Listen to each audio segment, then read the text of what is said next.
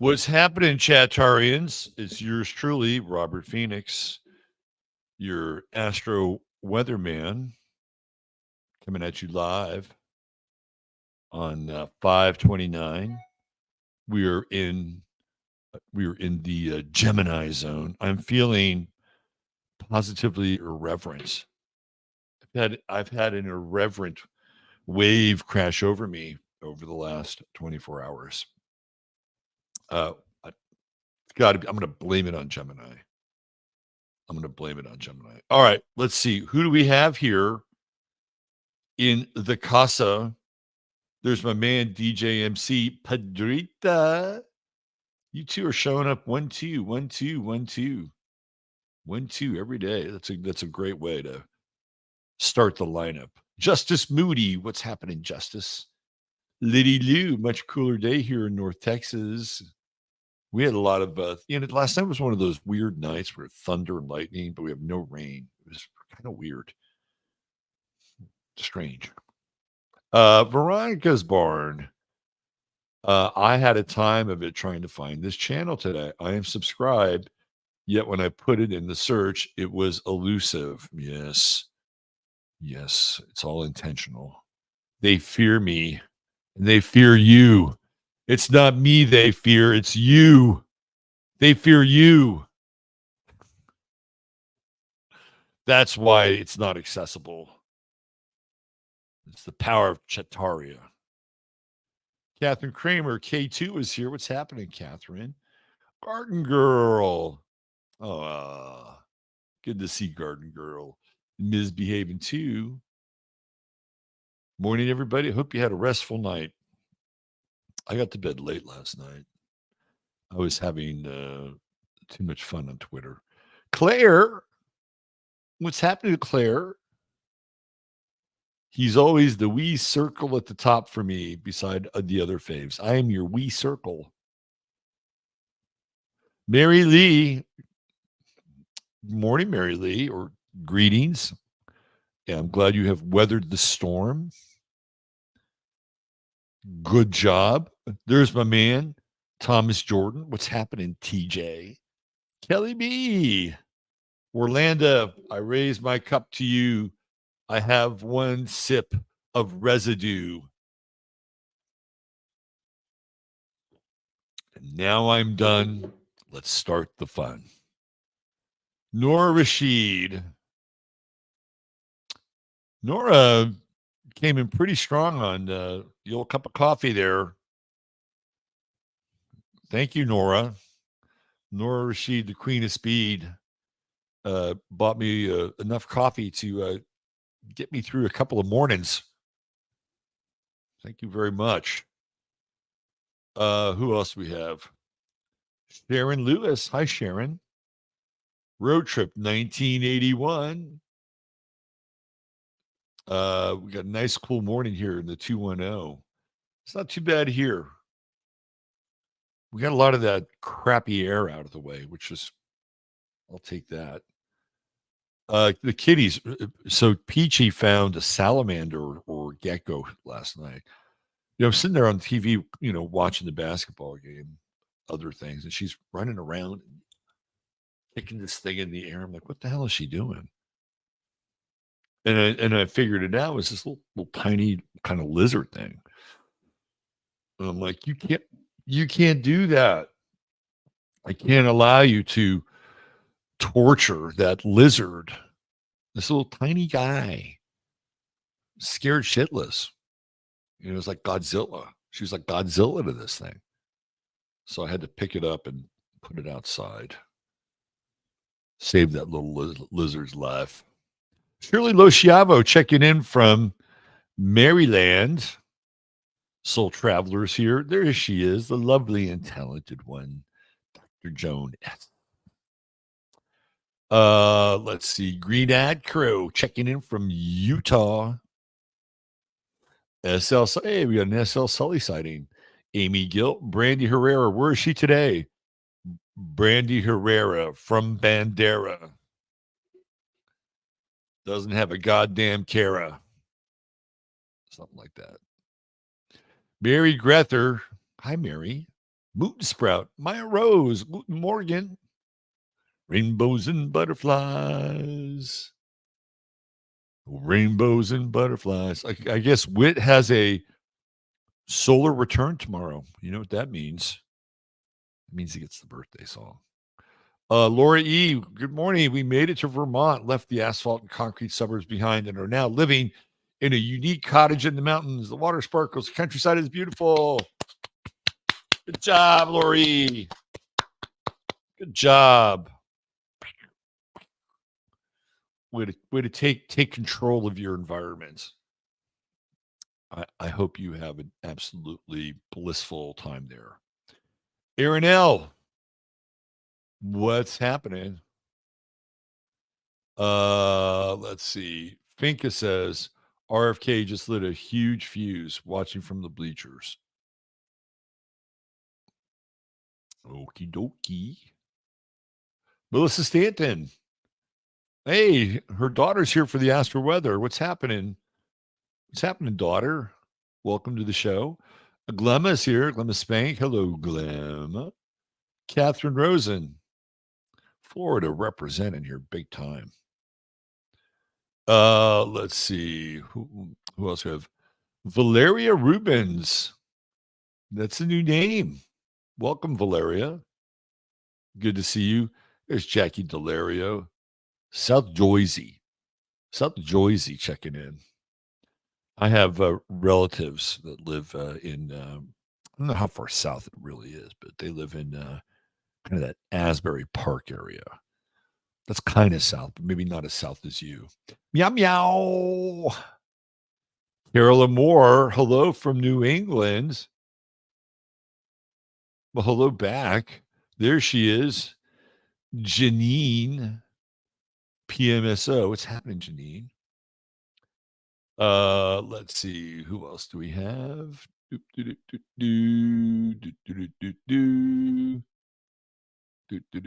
Zoracle Dax. My black car is now yellow because of so much pollen. Joe Litke, man, I appreciate you. Thank you so much. Subscribe. Let's get to 15K. There we go. That's the spirit. Peachy was having a good time. I don't have a cat, and the tree frogs have decided to hang outside of my house. Peachy was having a good time at the expense of another living creature. I can't have that here. Unless it's a cockroach. The cockroach, go at it. Go at it, Peachy. Pengreedy's here. What's happening? Did I say hi to SL Sully? Katie Barton, East Coast, representing. Let's see. Would love a mountain home. Wouldn't it be cool? And wouldn't it be cool if Julie Andrews could show up every now and then and sing "The Hills Are Alive" with the sound of music? Wouldn't that be cool? You know, or Reasonable Facsimile walks in the hills are alive. Saurus by McMahon. What's going on? Scrubbies is driving. Eyes on the road, hands on the wheel. Good to see you, Tamara. Oh, all right. Let's just give a little how do you call it? Little vibes. Little vibes, meow meow. Job interview today, work all day. There you go, meow meow. Special vibes. There you go. Get that job, especially if it's right for you. Taylor. Okay, so she has a name now. Taylor Stanton. That is an impressive sounding name. Taylor Stanton. That's the name of a serious person. Let's see. Janine, I have a very dear friend whose appendix erupted 2 months ago. She called me. She went to the ER, had emergency surgery. She's fighting a horrible infection. And her solar return is in June. She's going to be okay. Your friend is going to be okay. I have a very Very strong feeling about that because her solar return is coming. That means the strength of the sun is entering back into her being. She's going to be all right. All right, let's see who else we have here. Anybody else? Anybody new? Oh, Julia Payne. The first winter snow has fallen. Wow. How about that? Artist Seer, what's happening? Jackie says, absolutely, Asbury is kind of south. I'm just outside of Atlantic City, an hour from Cape May. Exit 0. It sounds like probably one of the better parts of New Jersey to be in. Just saying. Let's see. Julie Moss is here. Hi, Julie. Charlie from Biloxi. Let's see. Yes, good juju to everybody out there, including Janine's dear friend. Anyone experienced vertigo lately? Not lately, but I had vertigo for about 6 months. It's not something you want. It fucking sucks. It sucks. Not fun. Not fun at all. Ms. J, good morning back to you. Bless you. Oh, thank you, Miss J. Appreciate that. Who else? And Brittany Lay. Charlie, get to a chiropractor and look into your cervical. 1.5 needs adjusting. You know what really helped me, SL, is craniosacral therapy. That really helped me. It was the thing that saved my ass with the vertigo, and my vertigo was freaking hell. So, Charlie, get yourself to a chiropractor so you can get that worked on. And I do recommend craniosacral therapy. Reset those plates in your brain. And I hope you are back on your feet and not wobbly.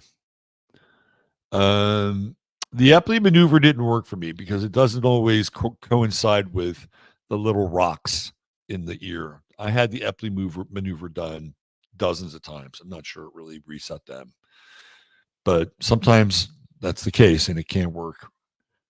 Craniosacral 25 years ago changed my life. Craniosacral is a real thing. All right. You guys are so good. Justice Moody, maca root powder diminishes vertigo. Look at that. You guys are a veritable prescription chest full of knowledge. I could use a good brain reset. I think reality could use a good brain reset. Oh, look, we got Jay Schaefer in the house this morning.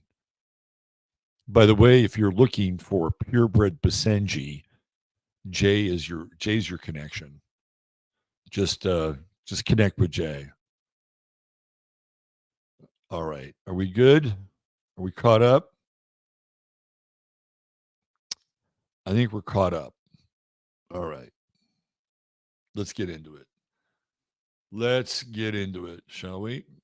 Before we do, you know the drill.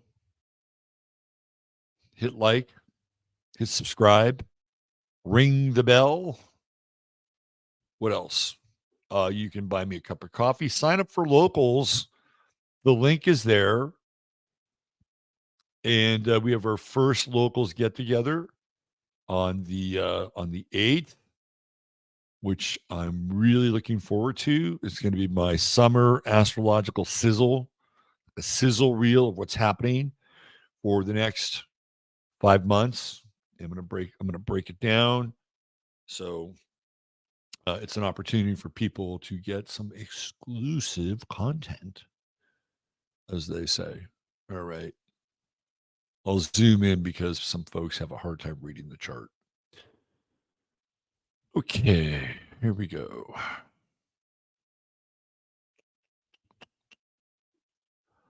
All right. That's us. I've been feeling that quirkiness of the Aquarian moon, the contrarian Aquarian. All right, I'll show you. I'll reveal the contrarian Aquarian moment that I had last night. Okay. I don't normally do this, but David David Wolf asked people, if you knew you had 24 hours left to live, what would you do? There was a lot of love and light and prayer and meditation and family, very good things that people would do. The people that are well adjusted and normal in a holistic way, saying what they would do over 24 hours if they knew that they were going to. I was not one of those people, unfortunately. So this was my 24-hour plan. I'd hire out for a foursome, eat a bunch of food that's not good for me, and find the most obnoxious, dangerous, radically liberal mayor and turn them into a martyr. I can blame that on the Aquarian moon. I can blame that on the Aquarian moon. There were a few other people who had maybe somewhat similar, but most of them were very well meaning and all the things that you probably should do if you knew you had 24 hours left. I, on the other hand, caution to the wind. All right. That is that Aquarian moon, and we're still there at 23 degrees. And that places it in the Libran decan.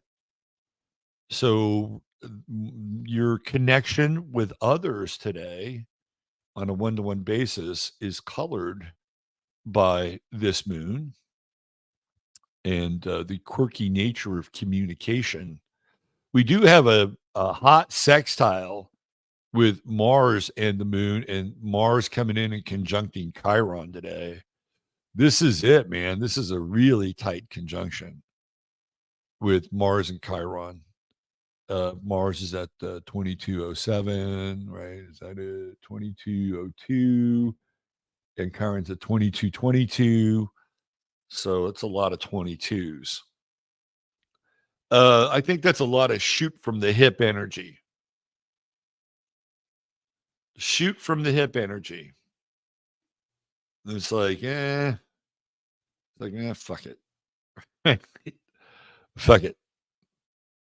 I had another idea yesterday. I can't speak of it because I may actually do it. And I think it's quite funny, but it's elaborate. Hey, look, come on. Get out there and live a little. Have some fun. Let irreverence be your guide. Right? And it doesn't have to be cruel or mean-spirited or anything like that. Right? It's a sextile. It's an invitation for, I would say, healthy irreverence. And I also think it's a day where you can kind of turn the tables around on people and reality, right? Like you can take a position that is different than fill in the blank, the status quo, the quote unquote collective, whatever. Right? Get out there, have some fun, kick up your heels a little bit. There's that saying, like there's all these things that you're supposed to do. One of them is a dance like nobody's looking, right? You know that there's a whole series of those things, and one of them is dance like nobody's looking. That's kind of today. Get out there and dance. If you're in your car, turn up your radio, turn the podcast off. Turn the podcast off and listen to some music. I've been getting into this habit when I work out of listening to podcasts. And yesterday I drove off without my phone, which was fine. And I got to the gym and luckily the gym actually plays music that it's not bad. Right? Like I'm listening to Highway Star by Deep Purple on the gym's sound system versus the last gym I went to in Fredericksburg. And they're playing all this kind of new pop shit. I'm like, oh, let me get my headphones on. So I realized that there's a different process that takes place when I'm working out and I'm listening to music versus listening to a podcast. It frees up a part of my brain that allows me to have um, like ideas. Like to me, that's my meditation. But it's the music that stimulates it, and not somebody else's dialogue or narrative that I'm listening to. And it can be good. It doesn't have to be bad, right? And it was like, oh yeah, I remember this. I would get a lot of ideas when I would work out and just listen to music. So today's one of those days. Except for me. Once you're done with me, turn the podcast off and then go listen to some music. But not yet. And maybe even wait after 15 minutes of flame if you join us. But I think this is what, go out there and have some fun today. Enjoy yourself, right? Every now and then, don't you just feel like that? You look at the world and you say, fuck it, man. These people are, it's like they're running in quicksand, or they won't look you in the eye, or, there's this imminent feeling that the next shoe is going to drop. It's like at a certain point, you got to say, what the fuck, and have some fun, and it's not superficial. It's not like, oh, I'm going to be in denial of all the, of all the heaviness that's around me. No, it's like you're making a choice to, lighten your load and be spontaneous and goofy. I think it's an okay thing. And the energy is right here, right now, because later today, that moon is going to start to move closer into Pisces. And man, I just talked about it yesterday, and those squares start up and line up here with all the Gemini stuff. And it's like, oh, talk about taking things out of context, talk about taking things personally. So today, with the moon in Aquarius, take it in personally on all levels. Yes, there is some squareage going on. It squares Mercury and it squares Uranus. And sometimes squares aren't really bad. They can crack open the stale state of the emotional air, right? With this moon, they could crack it open. And that's not necessarily a bad thing. Now, you may, put your foot in your mouth and you may say the wrong thing, but that's okay, because now we got a sextile going on with Mercury, Saturn, and Neptune. And it's easy to say, hey, I apologize, or hey, I put my foot in my mouth. I didn't, I didn't really mean it. I kind of meant it, but I didn't really mean it in the way that you heard it. And hey, I'm sorry. I apologize for that. And guess what? Just snaps just like that. And they're like, okay, thanks for it. And you just move on. Right. Today is one of those days where you can fuck up and move on, as long as you're willing to admit you fucked up. And maybe you didn't even fuck up, but sometimes you can just, kind of throw a bone out there and say, hey, I fucked up. I fucked up. And if you know you're doing that, right, there's some power behind that. There's some power behind that. Some people say, well, that's manipulative. Yes and no, right? Because number one, it's good training for when you do really fuck up, that you're actually able to say, hey, I fucked up and I apologize for that, right? So it's good training for something like that. And doesn't really harm you or another person in the situation, where it's like, hey, my bad. I apologize. Didn't really mean it in the way that I said it or the way you heard it. If you do it sincerely, people will go, okay, great. Thank you. You just move on. So if you have some unforced errors today, just quickly admit to it and say, hey, my bad. Let's hug it out.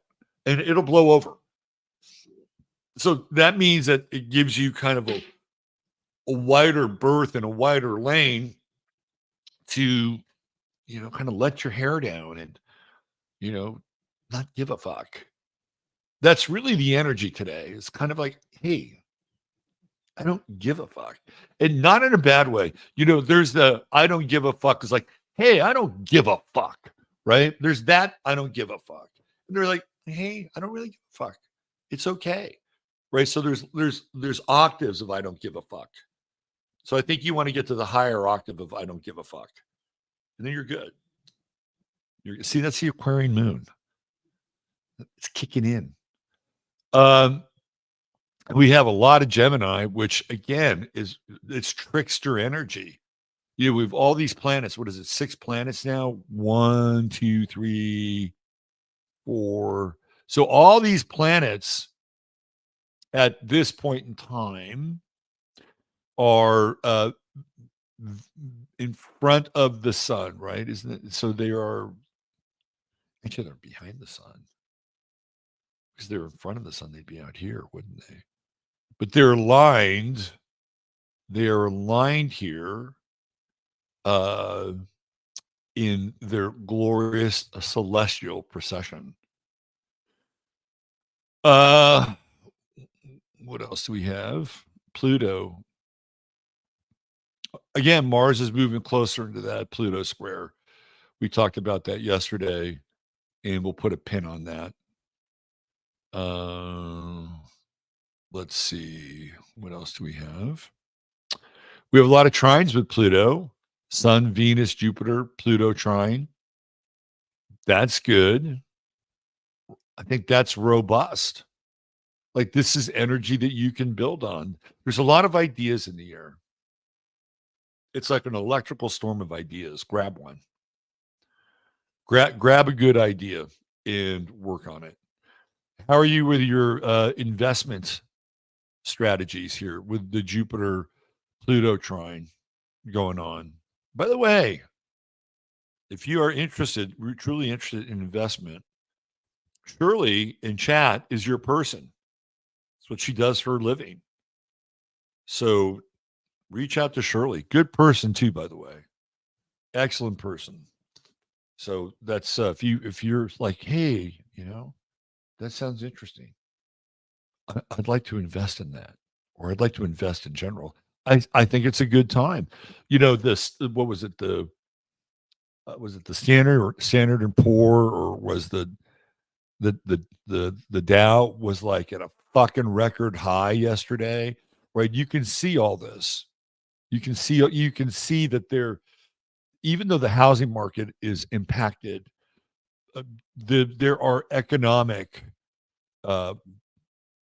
factors and trends going on right now that are pretty positive. And we know that the stock market is a zombie. It's a zombie market. So it's all being run by algorithms. So there's a lot of it. People are shorting, and there's a lot of stuff going on to pump up the value of certain stocks or certain propositions. But it's there, right? You can't really deny it.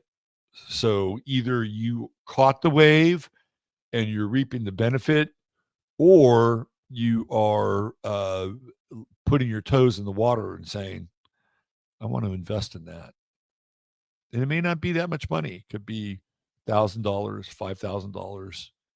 Maybe it's a small investment. Maybe you latch on to an interesting stock that, is kind of low, right? $2 a share or $3 a share. You get $500 worth. And maybe it trends upward, or maybe it just sits there for a while. This is a good time to do it. Good time. I don't necessarily, and I know gold has been through the roof, right? Like there's been a lot of movement on gold and silver, which, I mean, if gold was at its true value, it would be like $100,000 an ounce if it was at its true value, but it's not. It's always suppressed. And I'm not saying that you can't look at precious metals for an investment. With all this Gemini, though, you should really be looking into Gemini-related industries. And that has to do with things like communication, And I hate to say this because I'm not a fan of the program, but there is some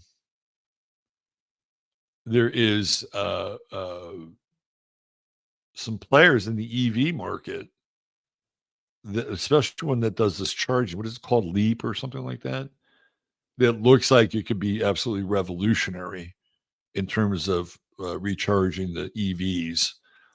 And to me, that's very like Jupiter and Gemini, because it's like alternative modes of transportation. Gemini rules transportation. So anything that's Gemini related, as we have this nice trine to Pluto, those are the areas that you want to look at.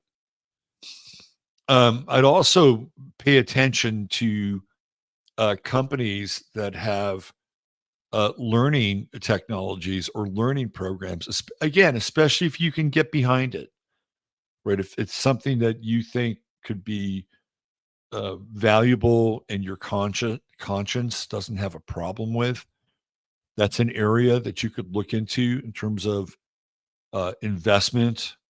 I just think that there's some good things out there that if you were really, maybe I'll do that on here's what I'm going to do.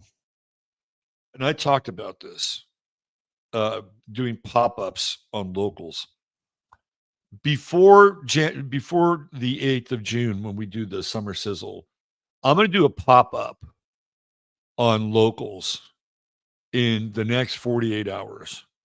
And I'm going to come up with a list of Gemini related investment possibilities.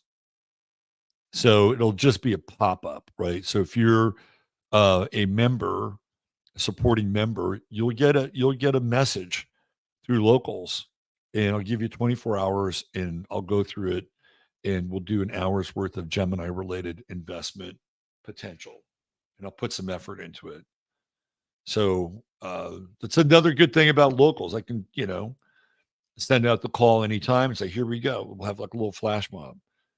So I just made a commitment to you to do that. It's a very Gemini kind of thing. Is there anything else here?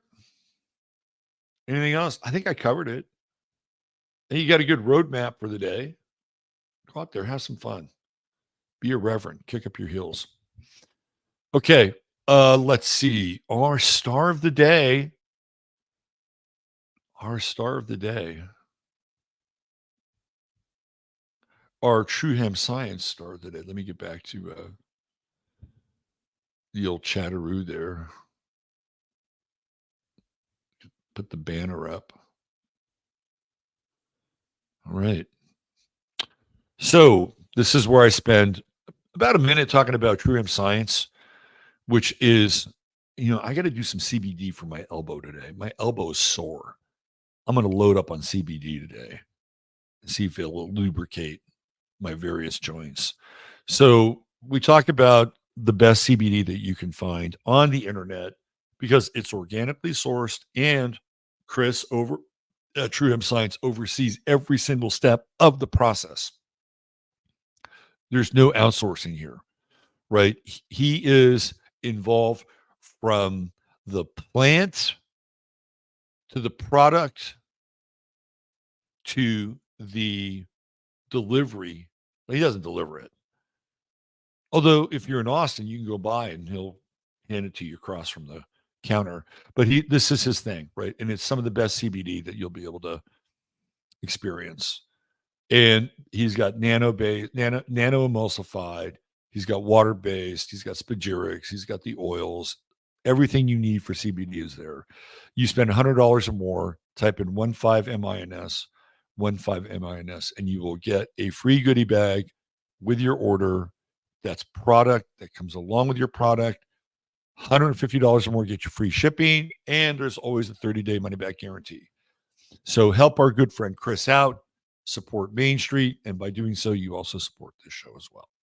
All right, let's get into our True Hemp Science star of the day.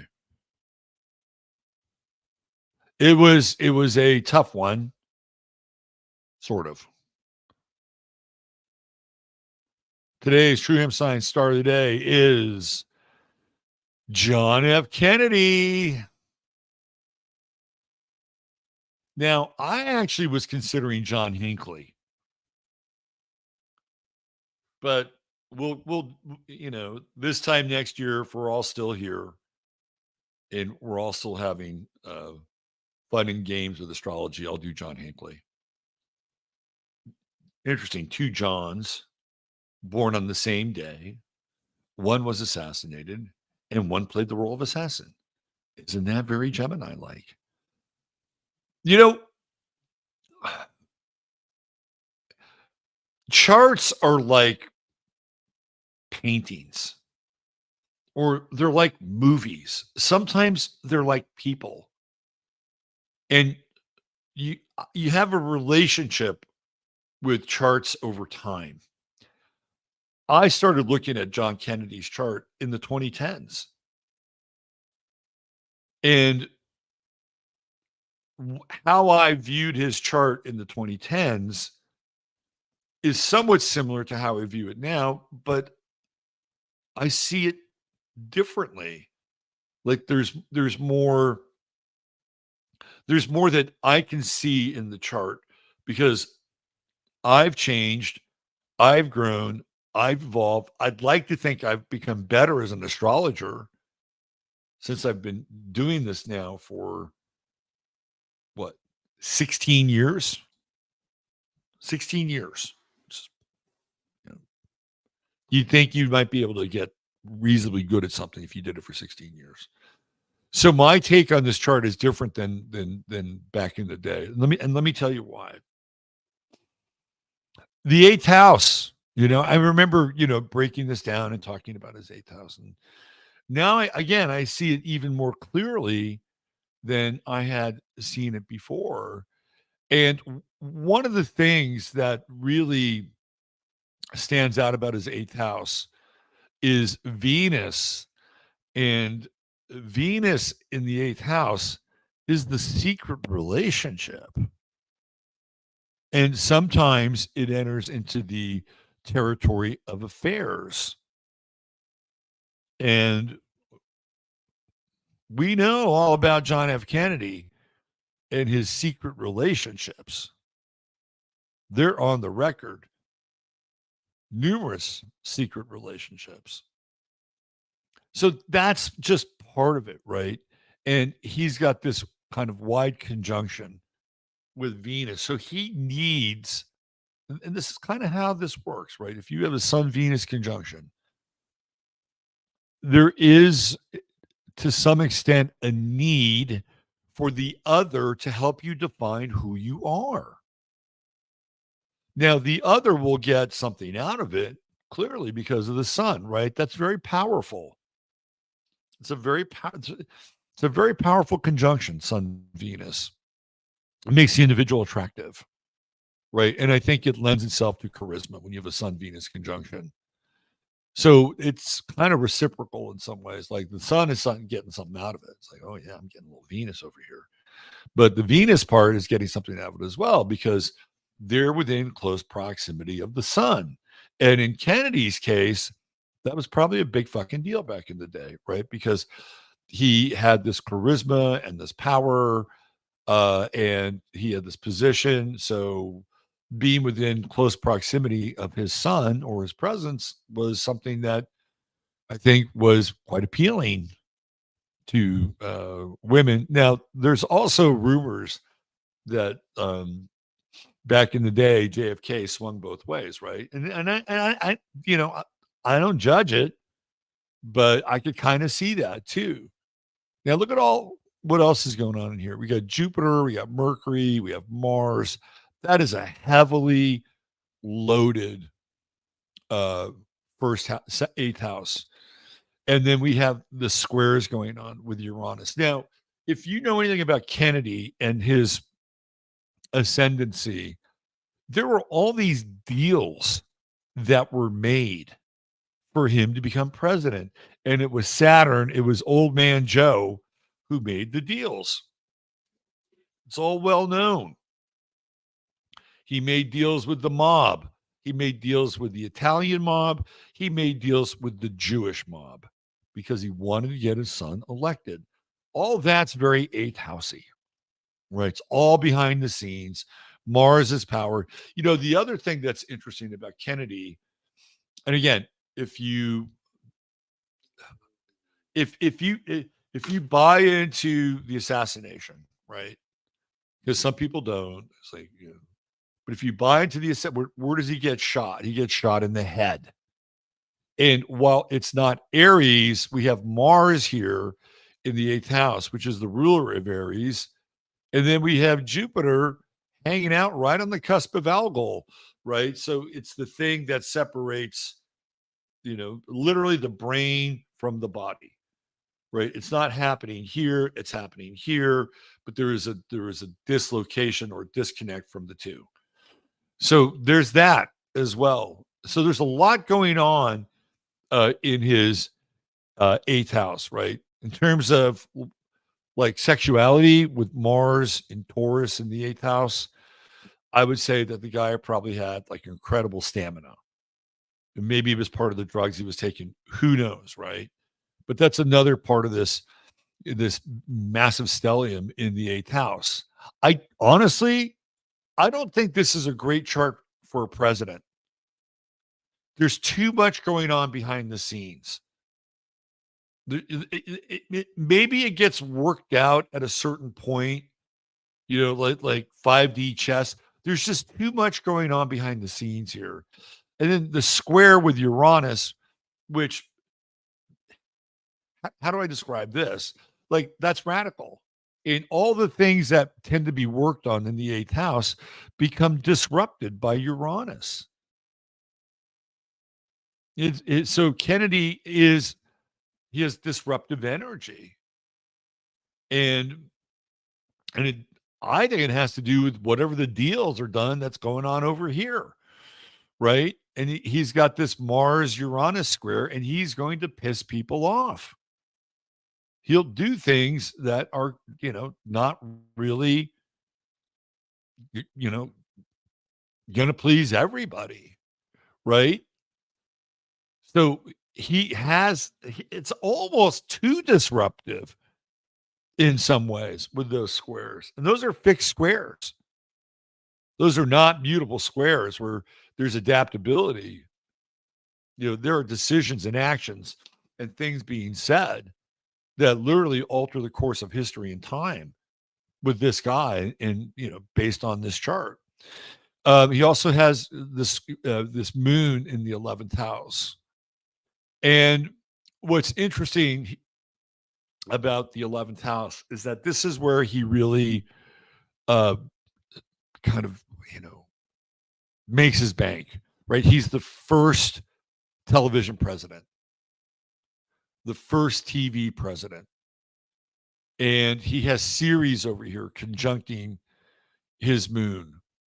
And whatever you think of the Virgo moon, right? During the debate with Nixon, where poor Nixon, they turned the heat lamp up on him and, they basically, melted Nixon. Kennedy comes off as the cool one, right? Kennedy comes off as the guy who has his shit together. And he's got this Mercury and Mars and Jupiter trine going on with the moon, right? So everything that's happening at a deeper subconscious level, the sort of the engines, the turbines of JFK's psyche goes right over here into the 11th house. So people would view his moon in Virgo, which would normally be a detriment.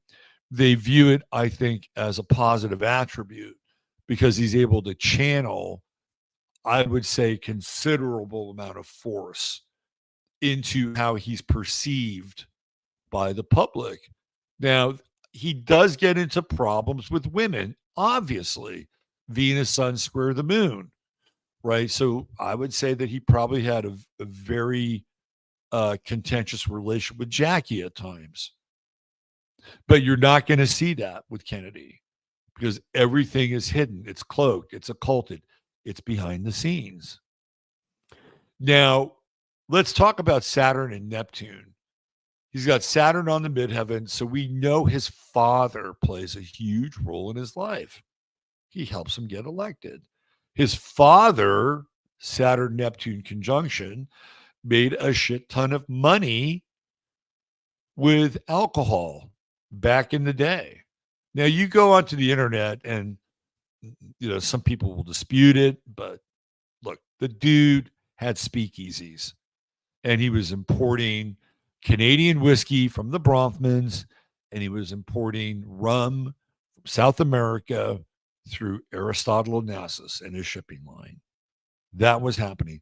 So that is the father right there, but it's also JFK, and he becomes the father of the country. But he has this Neptune conjunction and it's in Leo, so it almost has like this rock star status. He's JFK is kind of at this place in American, like Paul Newman is starting to hit right around this time. Marlon Brando had gotten his feet wet in the 50s and had some momentum, right? So you have people like Paul Newman, Marlon Brando, Montgomery Clift, not some of the older stars, but and you're not quite at Steve McQueen yet, right? You're not quite at Clint Eastwood yet, although Eastwood was in Rawhide at the time. But he's got that kind of appeal in the same way that these actors of his generation, like, again, I would source Brando, maybe James Dean, although by the time Kennedy is president, I think James Dean is he's on his way out. Paul Newman is definitely in that camp. People like Tony Curtis, they're kind of around at that time. And I think JFK is sort of, whether it's intentional or not, he's sort of in that mix, right? He's hanging out in Vegas. He's friends with Sinatra.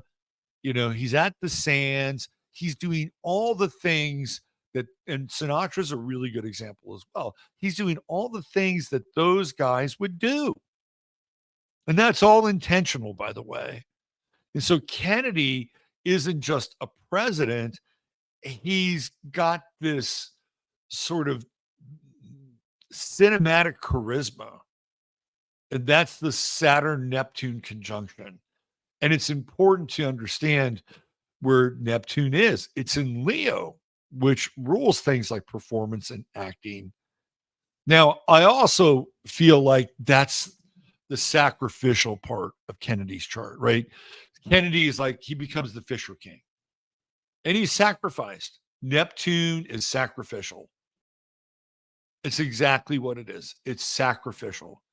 So kill the king, right? And we have the kill king ritual, Michael Hoffman, what's his name? Downard, Shelby Downard, famous work, Kill King 33 ritual.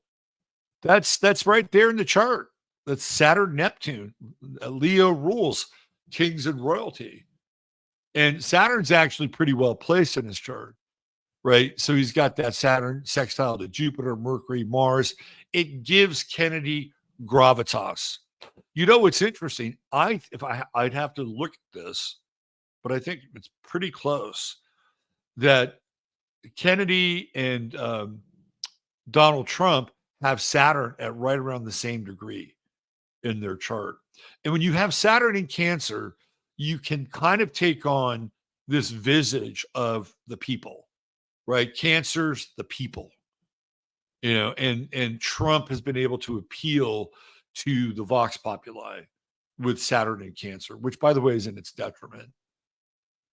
And I think that Kennedy had that ability to do that. Republicans didn't want Kennedy as their president. If you've ever watched Mad Men, there's a series where it's taking place in 1960s. There's a season where it takes, I think it's pretty close to the beginning of the show. And Kennedy is up against Nixon, and all the heads of the guy that at Cooper Sterling, they want Nixon to be president because they just had 8 years of Eisenhower, and that was really good for them. And they're looking at Kennedy, Nixon, who was Eisenhower's vice president, as being an extension of that. So there were a lot of people who wanted Nixon to become president because the economy was going really, really well. And they were not into this idea of Kennedy. But I think eventually Kennedy, starts to win people over a bit. And just as I think he's about to turn the corner, he's a slam dunk. Nixon's not going to run against him. And, he's not going to challenge him. I don't know who from the Republican Party would have challenged JFK. Maybe Goldwater, but he would have been a slam dunk for the second term. And then we know what happens, right?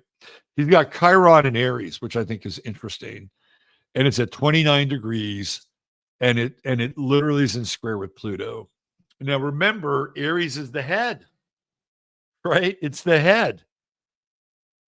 So being shot in the head kind of works with Chiron at 29, and especially with the Pluto square up in the ninth house. I mean, to me, that's kind of, it's got some assassination connotation because Chiron is squaring Pluto, which is the planet of death. And again, you may think, well, he just faked it. He and Marilyn Monroe skipped out and lived the rest of their life in a deep underground military base.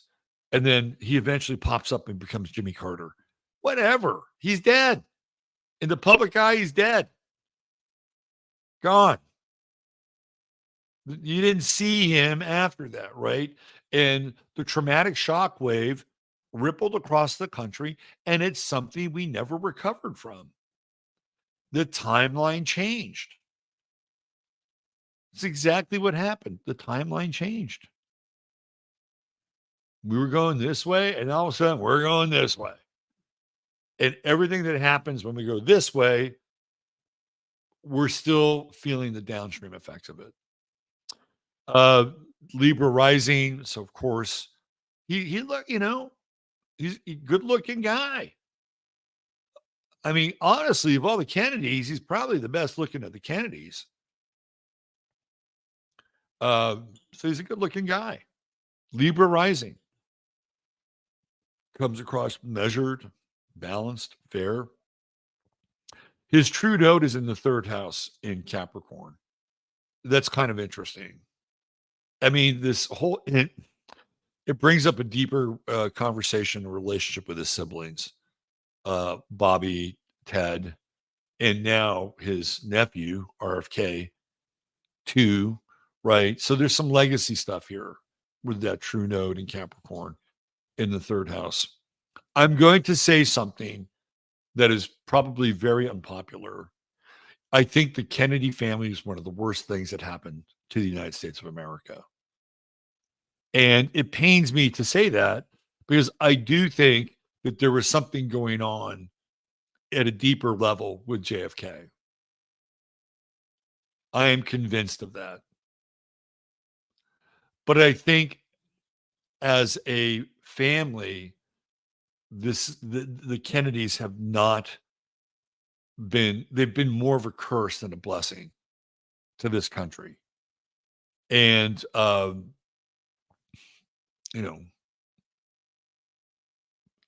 because of the Kennedys and because of JFK's ascendancy and because of what happened in Dallas on 11/22/63, it fucked up the country. It totally fucked up the country in a huge way. And looking back on everything, because that election was fixed, by the way. That was part of what happened with that eighth house. There's a lot of fixie going on. We've talked about it. And there's another timeline with Nixon as president. And it's very different. Very, very different. So people like Frank Sinatra, the Cosa Nostra, the Kosher Nostra, all of them conspired to help put this man into power. And look what happened. He turned on people. He turned on Sam Giancana. He turned on the mob. He turned on Israel. He hated David Ben Gurion. He was loath to uh, recognize Israel as a nation state. Clearly, did not want them to have any access to quote unquote nuclear power. Right? He was cock blocking that as much as he could. They didn't like him. And part of the deal that he made was to allow Israel to do what it was going to do, whatever that was. That was part of the deal, that he would leave them alone. He didn't. And neither did his brother. Right. And his brother started going after the mob again. And that's what did both of them in ultimately. Right. So